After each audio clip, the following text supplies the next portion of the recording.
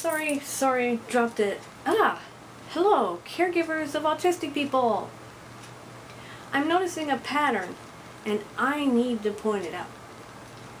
Many neurotypical or holistic caregivers' assumptions of what an autistic person is experiencing isn't always what the autistic person is actually experiencing.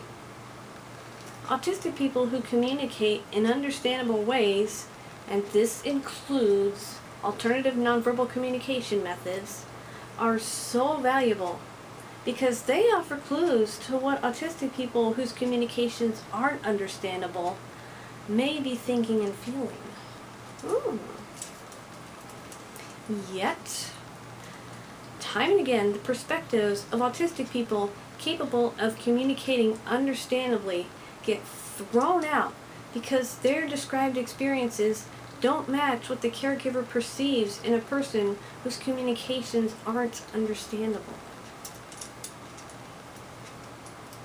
Caregivers don't seem to like it when someone they've never met offers insight that they didn't think of, so they immediately claim the autistic person who tried to help isn't autistic enough or is too high functioning to understand what real struggling is.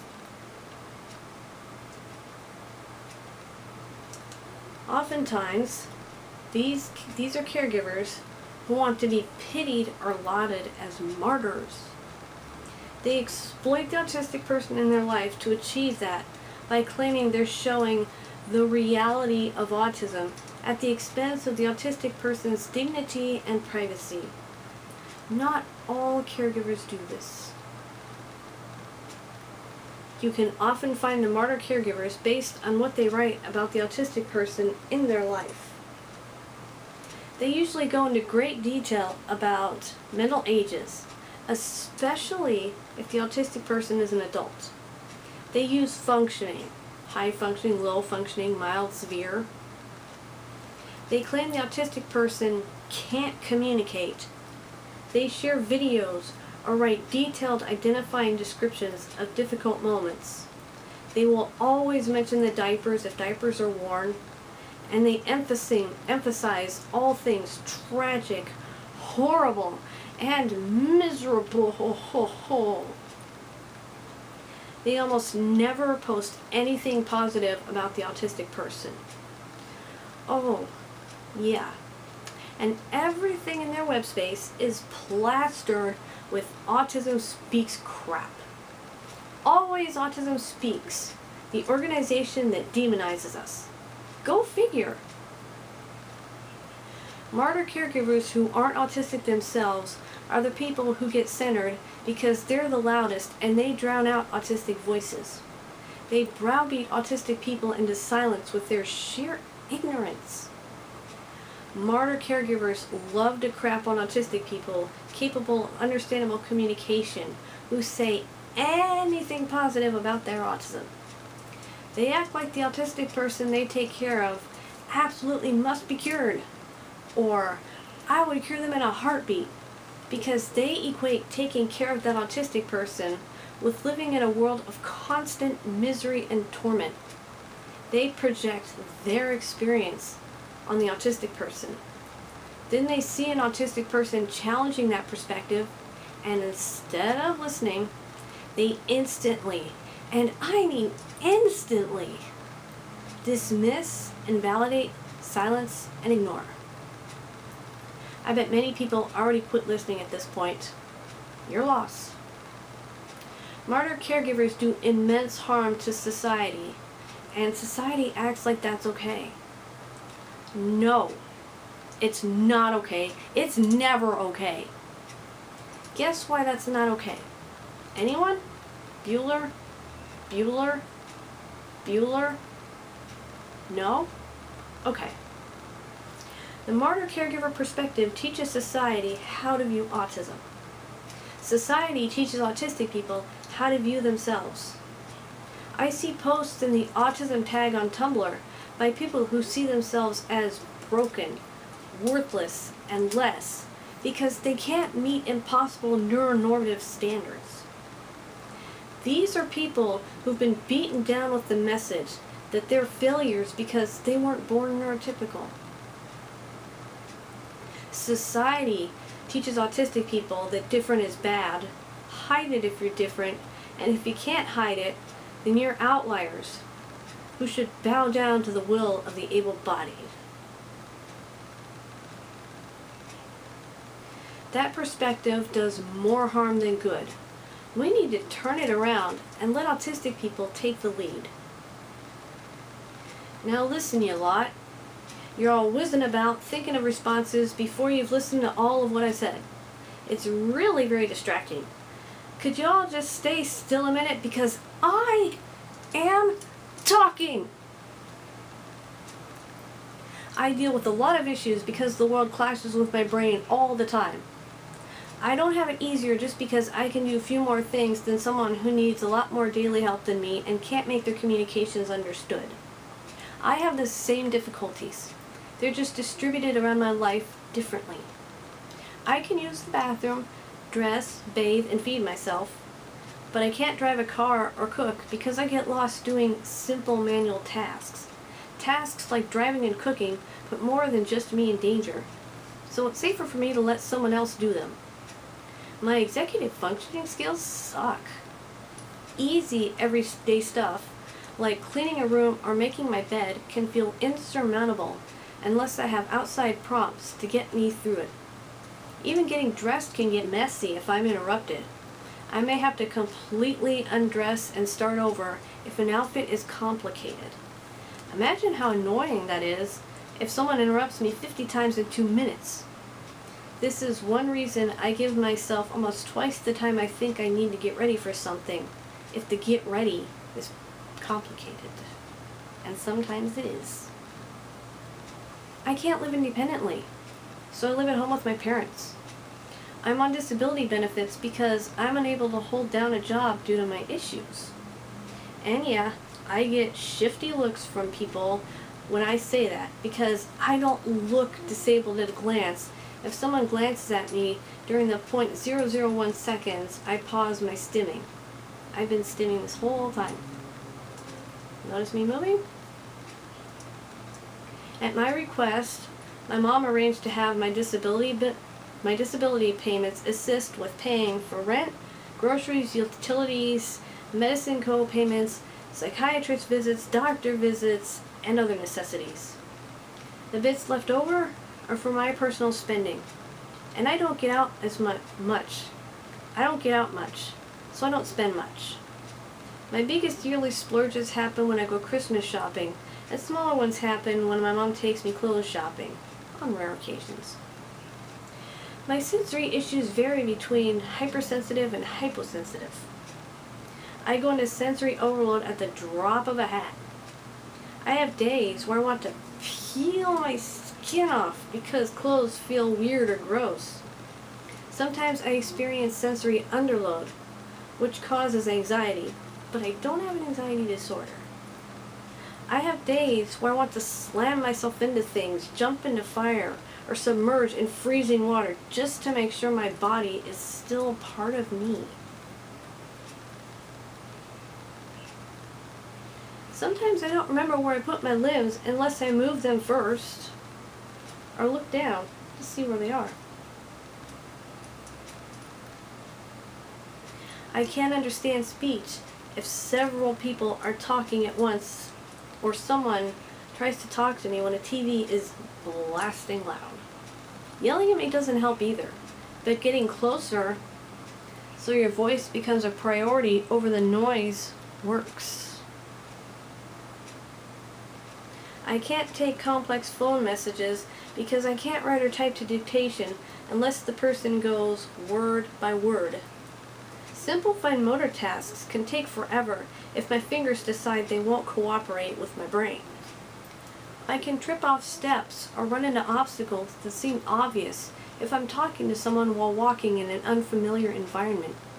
My eyes turn to lowest setting while my ears are on highest. And in an unfamiliar environment, this can be dangerous. It's nice when people point out things even if they think I saw it, because chances are my eyes turn that way by reflex without processing the information. I might know a rug is blue while listening to someone who's chatting with me about something else, but I'll miss that there's a step or railing right in front of me. And ouch, things get painful. Ooh. My eyes and ears don't always work together unless the visual and audio input match up, such as a guided tour where the architecture is being talked about. Even saying, "Wow, this church is so pretty," can make me zero in on the environment more than the conversation.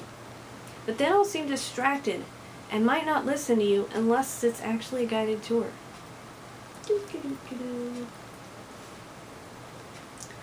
Leaving the safety of my bedroom is a sensory minefield. Leaving my house is a gamble in terms of my sensory tolerance because of my unpredictably variable sensory issues. Being sick, being in pain, or being on my monthly cycle, cramps, narrows what I can tolerate and triggers my self-injurious behavior where I punch myself as hard as I can. I protect myself with pillows if I'm at home or in someone's house, but the risk of injuring myself is high if I have SIB someplace where cushy materials aren't available to be shields. Some of my meltdowns are debilitating, while others are over in seconds. My ability to communicate understandably goes kaput when I have meltdowns. Speech is unnatural and slow to me. I can do it passively well, though it requires a lot of mental gymnastics.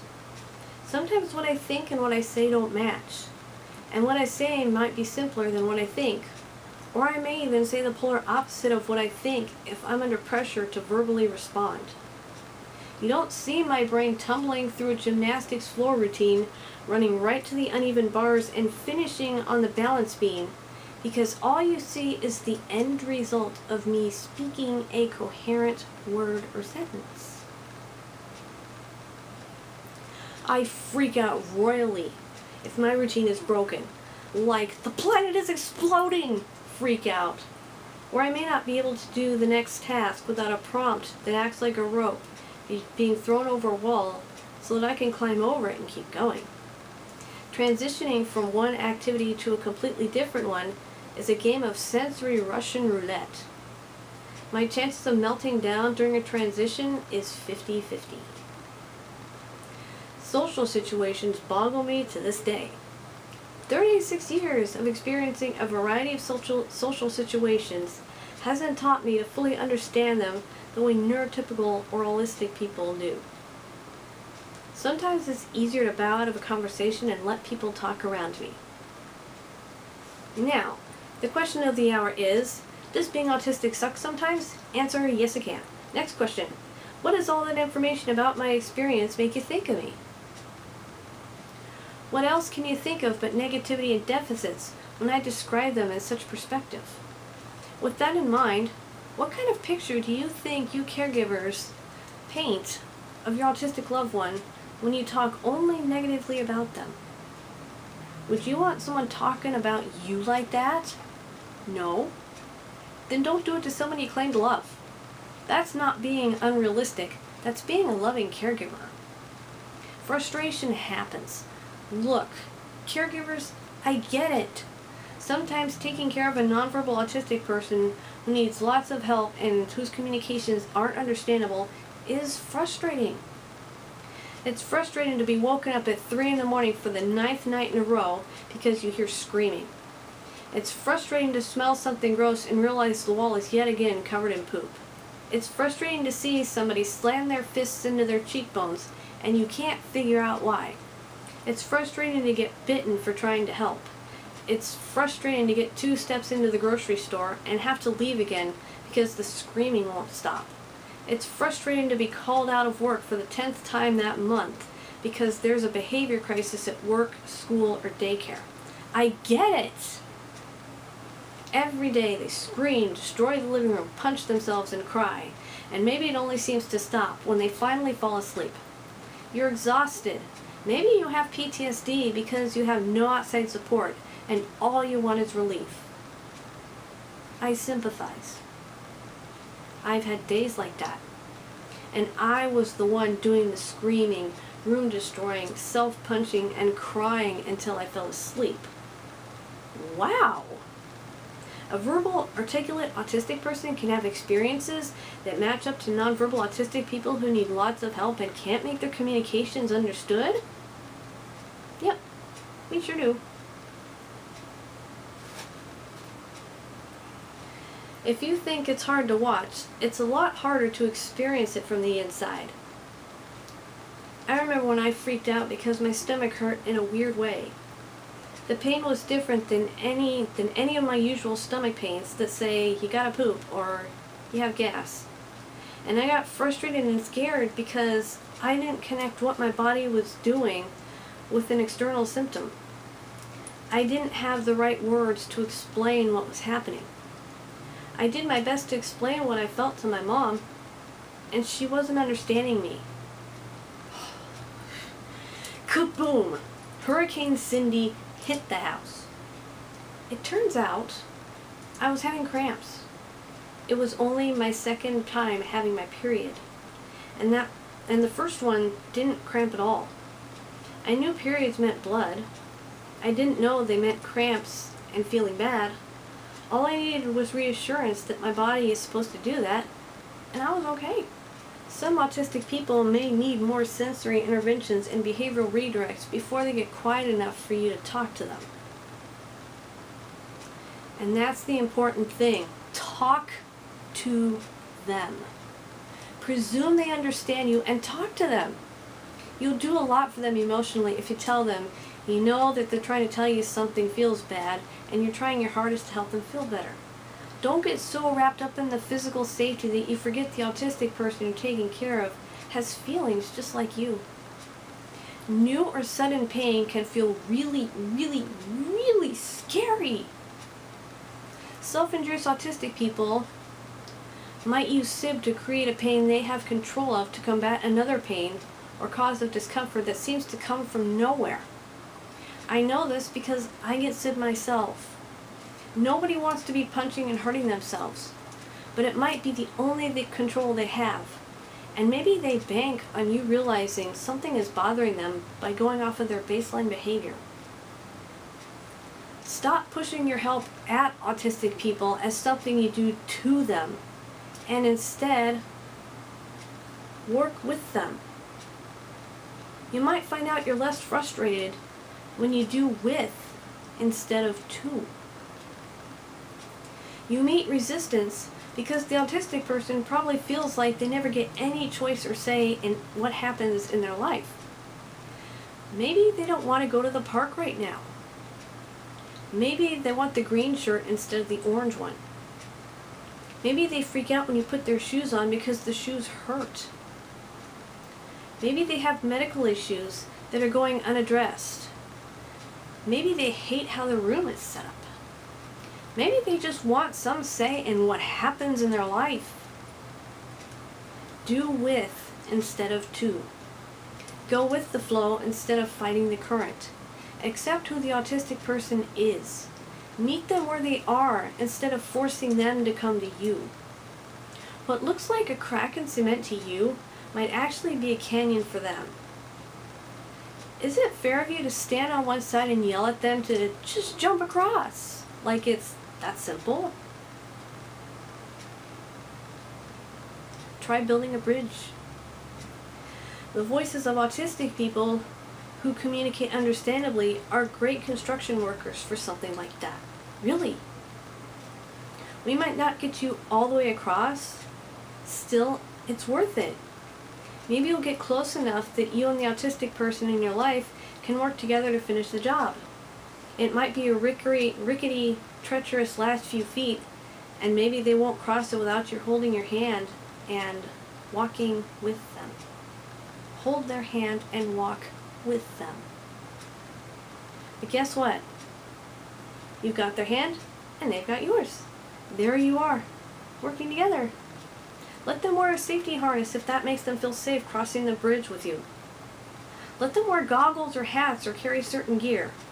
Those are accommodations and acceptance. Don't force them to drop their gear once they're on your side of the canyon. So what if someone wants to walk around in mountain climbing gear? If it makes things easier for them, let them be. Most importantly, let them retreat again if they need to. Some autistic people can only handle short bursts of peopling before we tire. Meet the autistic person where they are, and they'll look a lot different than they do across a chasm. Suddenly, they aren't so small and distant anymore. Let me illustrate this using myself. Come on, look at me. No professional titles, no backup, no weapons worth a damn, except the lived experiences that I write about. Oh, and something else. I don't have anything to lose. I'm Catholic, and I often look at things through my faith. I experience God in the world on a deep, visceral level. I sing in a church choir, and the act of joining my voice with others is a sensory experience I can only equate to feeling the divine light of God while still contained in my mortal skin. I use my senses to commune with every environment I enter into. Almost everything for me is sensory information first, logic second. Sometimes matching my arms to the sway of a tree in the wind will be more memorable and meaningful to me than the stuffy formal dinner I just walked out of. My imagination is a universe in itself. My thoughts are sensory information that I translate into words, which lets me write in ways that pull readers into the story like it's a movie.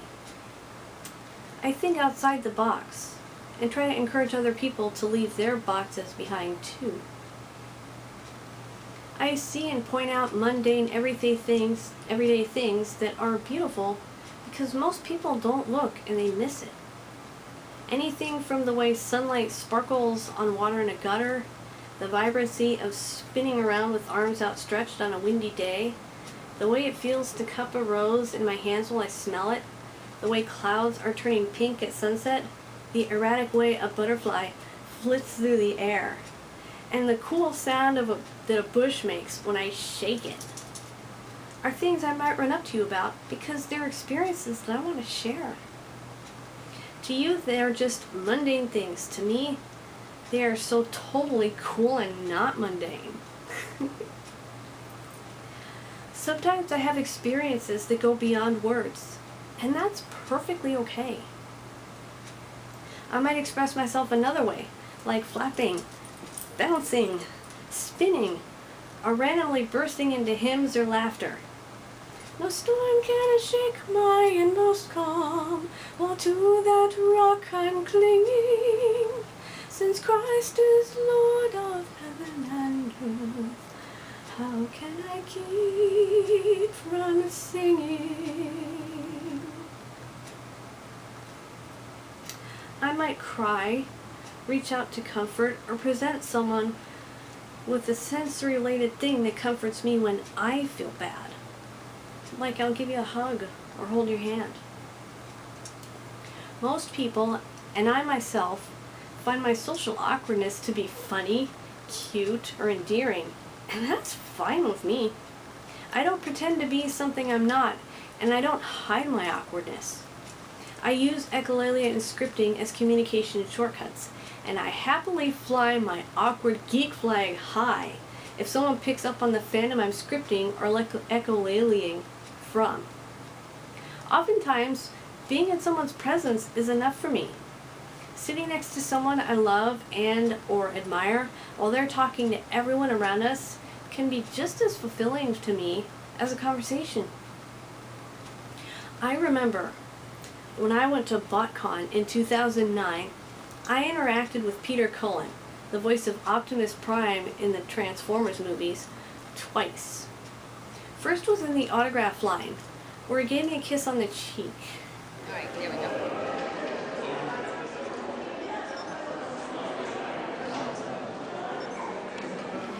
The second was when I asked a question in his Q&A panel. By the way, Optimus Prime's best pickup line is "Nice shine." What is Optimus Prime's best pickup line?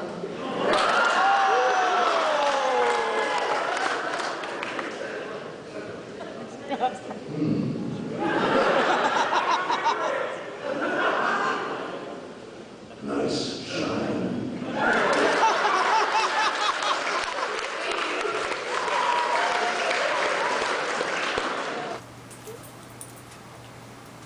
After the panel, I went up and I stood right next to him while he chatted with security guards. He was close enough that I could have put my arm around him if I wanted to. But I didn't. I looked down at the floor instead. Peter Cullen isn't much taller than me. Yet he has a presence that's as tall as Optimus Prime, and I stood in awe of him. I could feel the wind of his gesturing, hear his coat rustling, and I drank in the kindness in his voice while he talked. I could hear Optimus in his natural speaking voice, which is higher and smoother than the character he is so known for. Whenever you look to the stars, think of one of them as my soul. When the conversation ended, I glanced over at Peter Cullen right as he glanced at me. I shared a rare moment of eye contact with him, smiled, and I'm pretty sure I blushed a little bit. He smiled back, and it's really cute how his mustache moves when he smiles. And he tipped his head in a little nod and walked away with the security team because there was a big dinner event that he had to go to. I felt how warm and kind he is through that smile. The friendliness of his expression and the blue of his eyes are burned into my memory. I feel like Optimus Prime himself had smiled and accepted me through the face of the wonderful and humble man who gives him his voice. Fate rarely calls upon us at a moment of our choosing. You're Optimus Prime. You don't need me. We do more than you know. I've been bullied and emotionally abused for my autistic traits and behaviors. I spent about 20 years forcing myself to look as neurotypical as possible in real life. I still wasn't good enough to stop the bullying and abuse I got. I didn't suffer because I'm autistic. I suffered because of people who treated me as a broken, lesser subhuman who didn't move or act like them. I suffered because people would rather hammer me into a ready-made mold that I don't fit into rather than letting me create my own space to fit into. Then I had an awakening and began my rebellion. I endured hell, spun my chrysalis, and now I'm the butterfly girl. I stim openly. I talk openly about what being autistic is like, and I've gotten pretty good at recognizing when my brain and the world are clashing. Those are the times when being autistic sucks, but that is not the entirety of my existence. It is only part of it. I'm more whole now than I was as a teenager because I've figured out who I am and why I'm here. I've figured out that nothing about me is broken or less. I do what I can with what I've got, and so do your autistic loved ones. But until you Martyr Caregivers get that message into your skull, you will struggle and cause the autistic person in your life to struggle too. So, if you're sitting up there on your silly little high horses with all your silly little internet gadgets, and you've got any plans on dismissing everything I just said, just remember whose perspective you're ignoring. If deficits are all you see, you aren't looking hard enough. You Martyr Caregivers love to claim that autistic people have no empathy or theory of mind because we don't react in ways you expect. Yet you show a serious lack of empathy towards autistic people and a general unwillingness to see things from the autistic perspective. I am like your child. I am like your sibling. I am like your relative. If you refuse to listen to me, you are refusing to listen to them. People try to tell me that I don't know what living with real autism is like. They claim I'm trivializing the struggles of caregivers because my speaking positively about my experiences as an autistic person challenges the tragedy model that martyr caregivers cling to so desperately. I don't trivialize a damn thing, except maybe the point of view of people who constantly get it wrong and refuse to listen to autistic voices. I try to get autistic voices centered, noticed, and heard above the dim of "woe is me" martyr caregivers who speak over the most vulnerable members of the autistic community. Martyr caregivers are the ones who don't know what real autism is like simply because they are autistic themselves. Watching someone else experiencing something and experiencing something yourself are as different as sandpaper and satin. I'm not sorry for challenging ableist notions of what it's like to be autistic. I will continue to challenge those notions until I either die of old age or see a change in the way autistic people are treated. Honestly, I hope I live to see the change. Now, if you bothered to listen this far, tell me you think bow ties are cool somewhere in your reblog or reply. That'll show me you actually listened to this entire vlog. So, to all the martyr caregivers who are itching to tear this vlog apart, remember what I said about your loved ones. Remember every difficult day I ever educated you by reminding you that your loved one's deficits aren't the sum of who they are. And then, do the smart thing. Let somebody else try first.